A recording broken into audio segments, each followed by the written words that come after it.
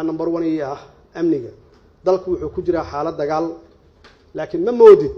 dawladdu inay dagaal ku jirto waxa weeye dagaalku wuxuu ka socdaa oo kaliya hal dhinac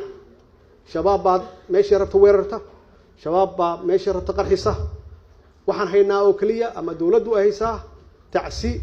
iyo cambaareen dagaalku wuxuu noqonayaa laba geesood waa isu tageynaa ama haday nabad qaataan waa fiican tahay haddii nabad qaadanna shacabka Soomaaliyeed meel kasta ay joogan xildhibaanada dawladda kulli waa dagaal galinaa markii uu ballanqaadka sameeyay madaxweynaha Soomaaliya waxay ahayd bilowgii 2017 saddex sano kadib qatarta al-shabaab oo ay ka korortay halkii ay maalintaas joogtay sida ay qabaan dadka yaqaan arrimaha dagaalka malaayiin lacag oo ay al-shabaab ka sameeyeen canshuur ay ka qaadaan ganacsiga magaalada Muqdisho oo ay ku jirto dekada iyo goobaha ganacsiga ku teesan wadada Maka al-Mukarrama ayaa la sheegay in al-shabaab ay geliyeen dhinaca dagaalka dawladda Soomaaliya ayaa u muuqatay in isku soo koobtay oo kaliya difaaca wadada Maka al-Mukarrama iyo xaafadaha ku teesan halka inta kale ee magaalada Muqdisho ay yihiin allo amuuraha sahal weeraradii ugu badnaa uguna adkaa ayaa al-shabaab toddobaad gudiis ka fuuliyeen saldhigyo militari oo ku yaala gobolka Shabeellada Hoose weerarkii ugu dambeeyay al-shabaab waxay shalay ka fuuliyeen garoonka Balidoogle oo ay degan yihiin ciidanka ugu adag ciidamada Soomaaliya ee danab ciidamo Mareykan ah iyo kuwa ka tirsan AMISOM dagaalamayaasha al-shabaab ee weerarka shalay ku qaaday Balidoogle waxay ka bixin degmada Janaale iyo deegaanka Torotoro ee gobolka Shabeellada Hoose waxaana tiradooda lagu qiyaasaa 50 ilaa 60 askari al-shabaabka weeraray Balidoogle ayaa la sheegay in u jihaysteen waddo ku aadan degmada Buurakaba ee gobolka Baay kadibna isku soo dareen gaadiid dadweyne sida uu ku waramayo qof magaciisa qari oo ku sugan Janaale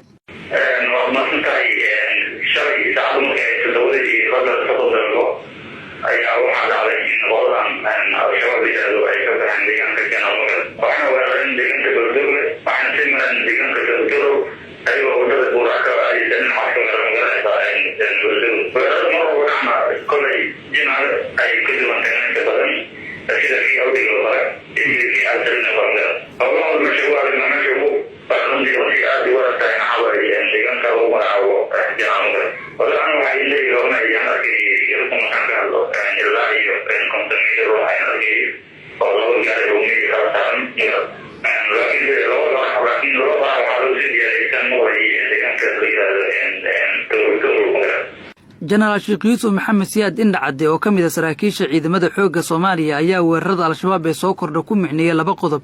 isagoo xuseen al-shabaab ay wali leeyihiin awood xoog leh oo ay kula dagaalami karaan dawladda iyo ciidamada caawiya ee ajnabiga ah marka waxaan islaayahay inuu hadda al-shabaab runtii meelaha miyiga ah way ku xooggan yihiin ilaa haddana hubkoodu way haystaan oo hubba qaanta badan oo laga furtay ma jiro way gaadiid iyo hub iyo ama ay haystaan way haystaan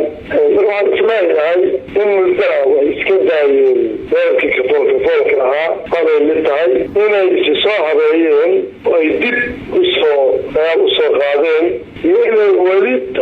ay maaragtay isleeyihiin arbusha adinku wax intaan laydin imaan labadaasay mid tahay al-shabaab guul weyn kama gaarin weerarkii ay shalay ku qaadeen Balidoogle balse waxaa lagu tilmaamay in ay ahayd fariin ay dariyeen taas oo ah in ay jiraan oo ay sii dagaalami karaan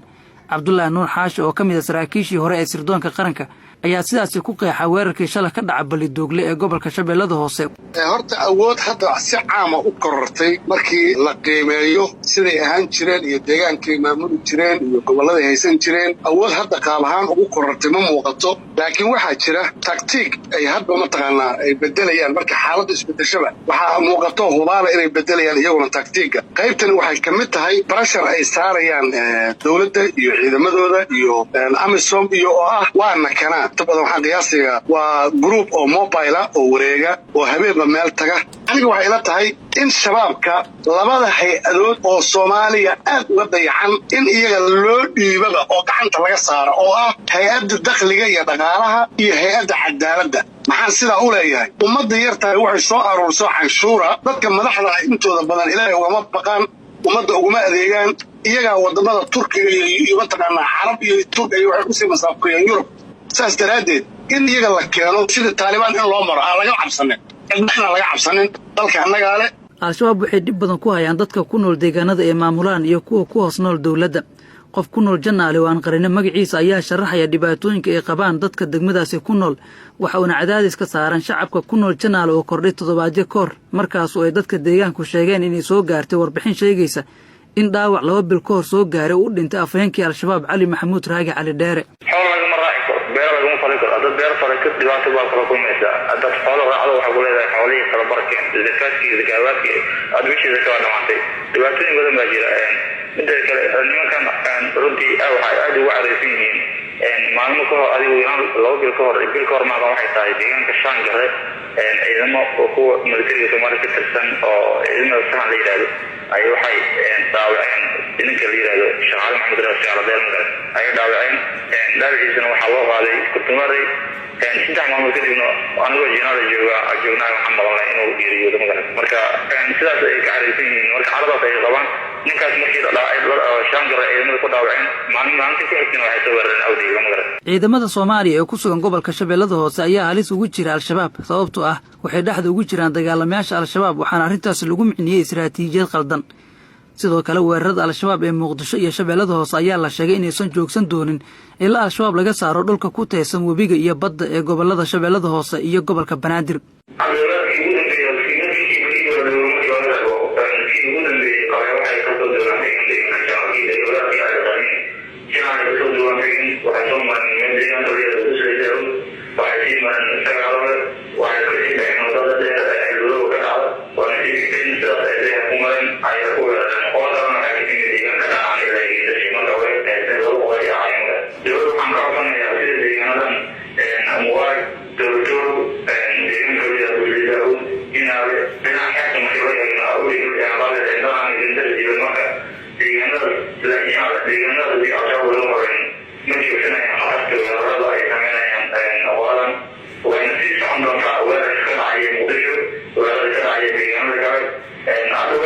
dowladda Soomaaliya ayaa lagu eedeynayaa in aysan waqti badan gelin dagaalka al-shabaab